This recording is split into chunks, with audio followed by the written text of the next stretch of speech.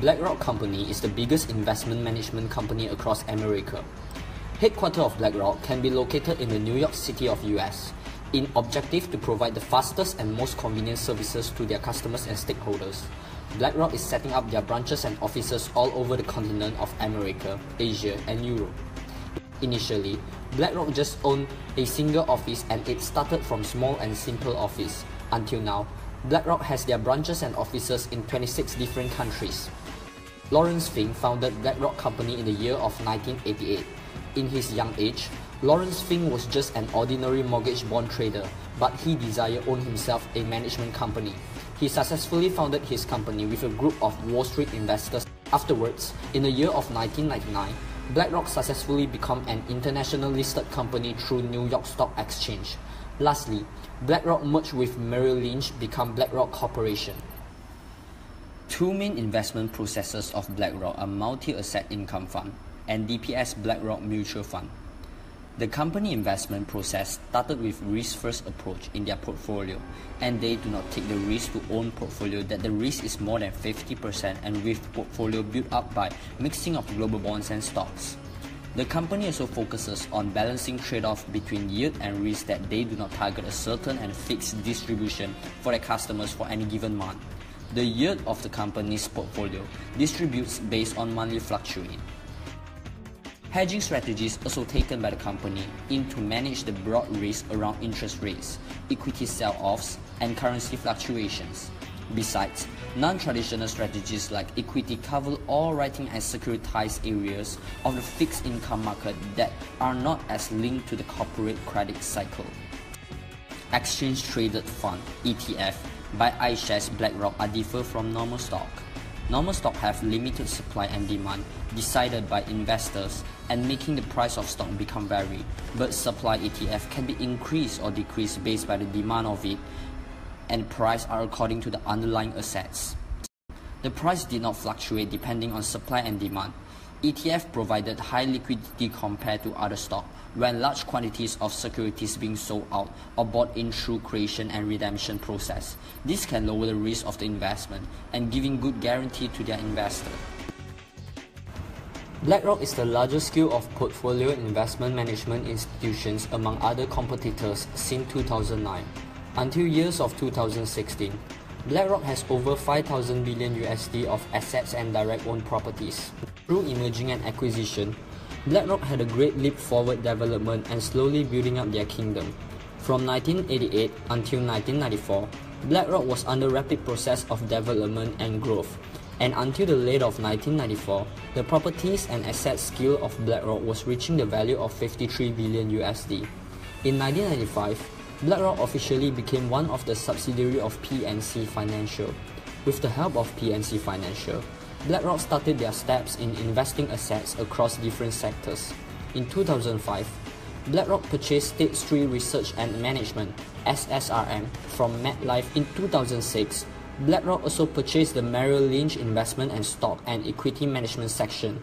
These skill and funds of purchase reaching for 1 trillion USD. In 2009, acquisition of Barclays Global Investors (BGI) did by Blackrock, and this including the most famous service and product BGI, the iShare, and completion of acquisition of BGI lead total skill and assets of Blackrock reaching 3.35 trillion USD and becoming the biggest asset management company across the world. Furthermore, acquisition of Claymore, SEPEP, Credit Suisse, MGPA, and lastly BKCA, making the total assets and equities owned by Blackrock was reaching 5.15 trillion USD in the end of 2016. According to the International Advisor, on the 21st December 2016, Mark Littleton, a former fund manager at Blackrock, has been jailed for 1 year after admitting 2 counts of insider dealing. In a statement, Blackrock reiterated its previous support for enforcement by the FCA against such offences and said that Littleton's behaviour was totally opposite to the firm's principles and values. His sentencing signals the latest in a string of 32 successful prosecutions for insider dealing by the FCA. Littleton's insider dealing involved a gross abuse of the trust placed in him as a senior fund manager. He tried to hide his misconduct through the use of unregistered mobile phones and setting up a company in his wife's maiden name in an overseas jurisdiction. None of this meant he could avoid detection.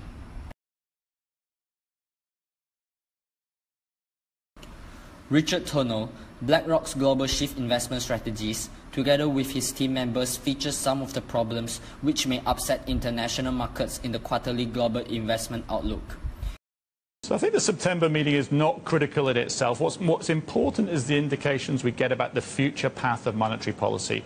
We expect to see a tightening of Fed policy either coming in September or more likely in December. But to us, the bigger issue, longer run, is that interest rates are likely to remain very low for a long time in a historical context. So we're seeing some cyclical short-term upward pressure to interest rates and normalization of interest rates as a result of some recovery in the US economy, some evidence that inflation, wages are picking up. But the long-term picture for interest rates is still extremely low, and it's extremely low because the long-term path of growth for the US economy is weak. Demographics are a significant headwind. Productivity is a significant headwind. And whilst we're seeing some pickup in inflation, it's rising from a very low level. So yes, we think we'll see one interest rate hike most likely later this year, either in September or more likely December. I think investors have to focus longer term. Still a very low interest rate environment. In their statement concerning about global markets, where they highlighted that it could go out of control if the world's second largest economy depreciate their currency in yuan during its growing expanding foreign reserves.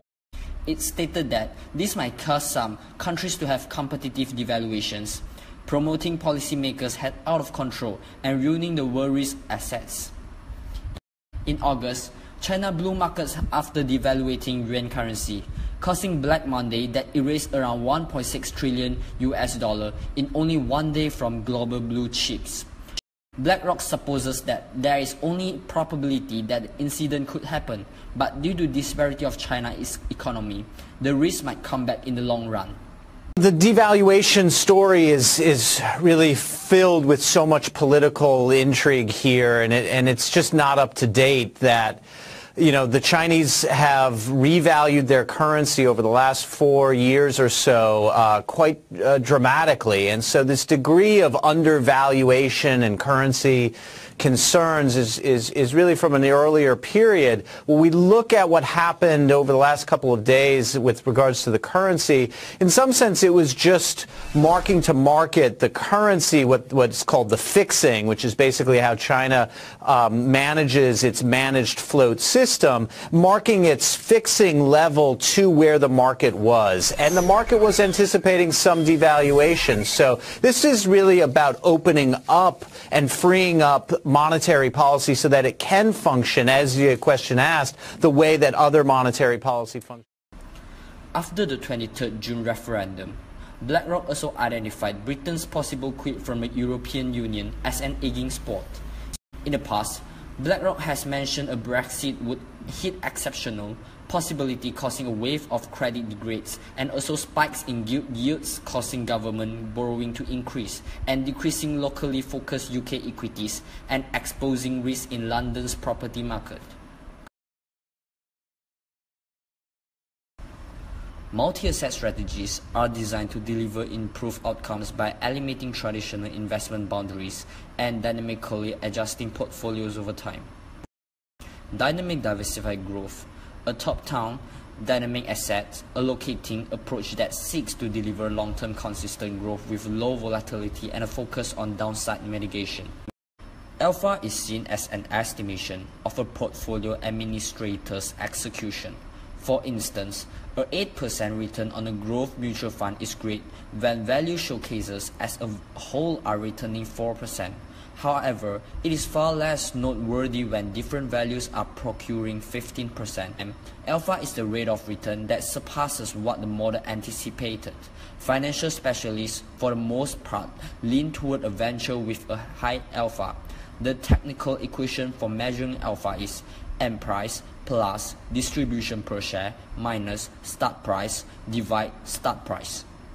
On the off chance that a capital asset pricing model CAPM examination demonstrates that the portfolio ought have earned 5%, yet rather just earn 3%, At the point, the alpha of the portfolio would be negative 2%. BlackRock investment strategies include both alpha and beta.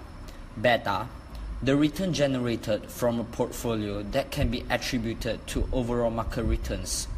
Exposure to beta is equivalent to exposure to systematic risk. Beta can be known as beta coefficient, should measure the volatility of a particular security by contrasting it with the execution of a related benchmark over some undefined time frame. Speculators are hoping to perceive how much drawback catch they can anticipate from a venture. CAPM are usually used to measure beta. The benchmark number for alpha is 0, yet the gauge number for beta is 1. A beta of 1 means that the security's value moves precisely as the market moves. On the off chance that the beta is short of 1, the security encounters less serious value swings than the market. On the other hand, a beta over 1 implies that the security's cost is more unpredictable than the market all in all. The equation for beta is covariance of return divide variance of the market's return, the benefits arrival with the markets.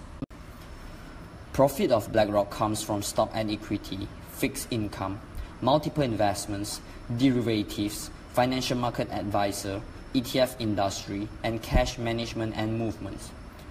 There are several types of fund in BlackRock Company, which are BlackRock Global Fund, Global Allocation Fund A2, World Mining Fund A2, Latin American Fund, Emerging Europe Fund, World Energy Fund, and New Energy Fund.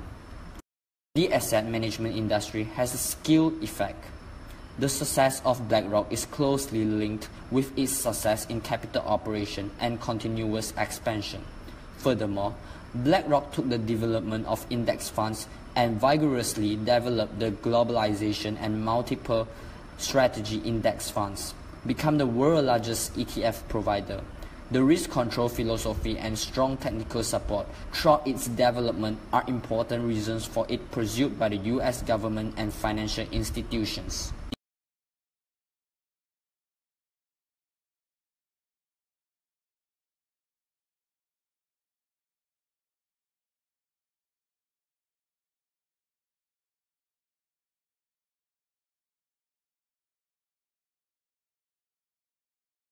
Created using Powtoon.